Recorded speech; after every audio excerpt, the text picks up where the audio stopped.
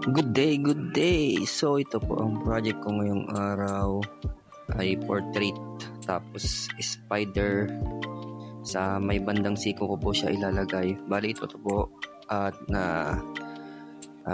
edit ko na po yung design na gusto ni sir. Bali ito naman yung pangalawang design na napili niya, portrait ng kanyang anak. Bali dito ay gumamit po ako ng printer na Epson M1120. Bali, hindi na po kailangan na mag-stencil na freehand. Meron na po akong printer na automatic ng didikit na lang sa balat. Bali dito po, nagsimula na po ako sa bandang kalahati na po.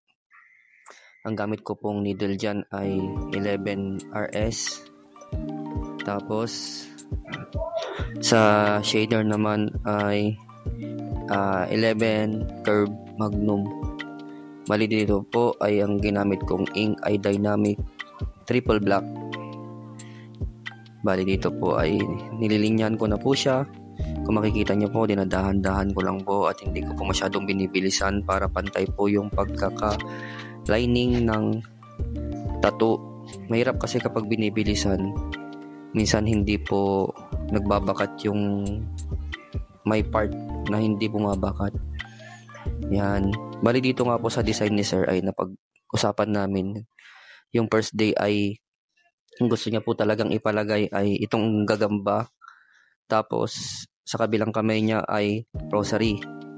Bali nag-usap kami sa design kung magkano yung design. Sabi ko naman kay sir ay hindi ko masasabi kung magkano po sir kasi susukatin ko po yung design na gusto nyo kasi hindi ko po alam kung anong size ang kakalabasan ng design na gusto nyong ilagay sa inyong braso kasi may possible na maliit lang yung gusto niya, mayroon naman possible na malaki yung gusto niya kaya hindi ko masabi ang presyo.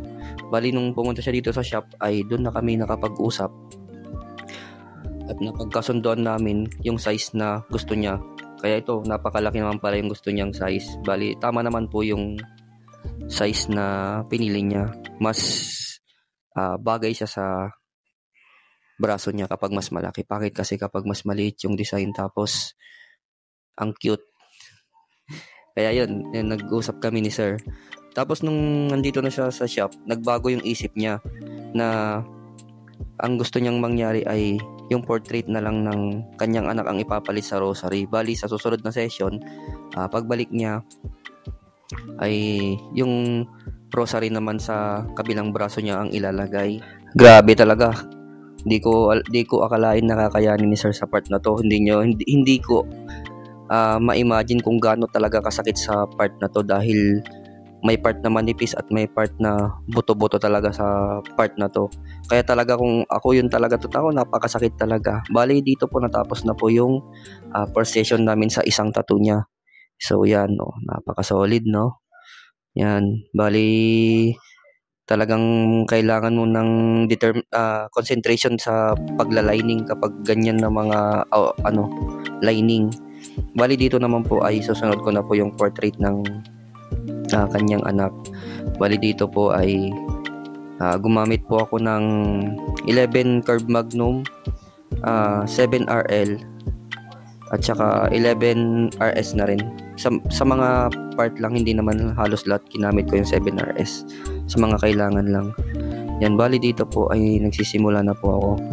Bali dito po ang ginamit ko pong wash ay 1 drops, 3 drops at 6 drops tapos puro at nagtimpla din ako ng gray set na puti. Tapos sinaluan ko na lang ng Dynamic Triple Black. Tinansya ko na lang kung yung timpla. Tinansya ko na lang yung timpla nung gray. Tapos dinahandahan ko na lang yung pag-shade. Bali inuna ko muna dyan ay gray muna. Tapos saka ako naman papatungan ng medyo dark. At nagsimula po muna ako sa baba. Hindi muna ako nagsimula sa taas kasi mabuburan ako ng stencil. Lalo na itong Epson M1120 ay napakadali lang mabura kapag punas ka ng punas. Pero sanayan lang yan. Kasi Kapag sa una pa lang, talagang yung una pa lang akong gumamit nitong Epson M1120 ay napakahirap talagang gamitin kapag sa stencil. Talagang lagi akong nabuburahan. Ngayon ay minastar ko kung papaano siya pagpunas. Hindi siya dapat talagang madiin yung pagpunas, ay dampi-dampi lang. Dapat ay dampi-dampi lang ang pagpupunas sa design kapag itong printer na to ang gamit mo. Yan. So, sa experience ko sa pagpo-portrait, dahil pang ilang beses ko na rin akong gumawa ng portrait, ay talagang napakahirap talaga. Kailangan mo talaga ng matinding concentration sa paggawa ng portrait. Talagang yung mga una kong mga gawa ay hindi ko naman masabing perfect. Kahit naman itong mga ginagawa kong mga design, hindi ko naman masabing perfect kasi hindi naman porket na para sa'yo okay na yung design ay hindi mo na i-improve ang sarili mo. Dapat tuloy-tuloy mo pa rin, mag-drawing ka pa rin, yan, magsanay ka. Kung may tropa ka, kapag natingga ka, wala kang client, tawag ka ng tropa, practice ka magpato, practice ka ng portrait, libre, walang problema. At kung gusto mo talagang matuto at umunlad, wag palaging naniningil.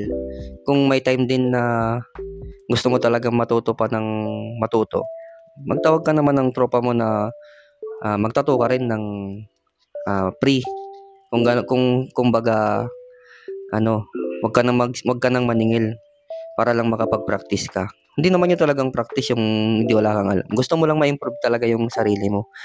So, bali dito po ay malapit na pong kaming matapos sa design na portrait na tattoo ni sir.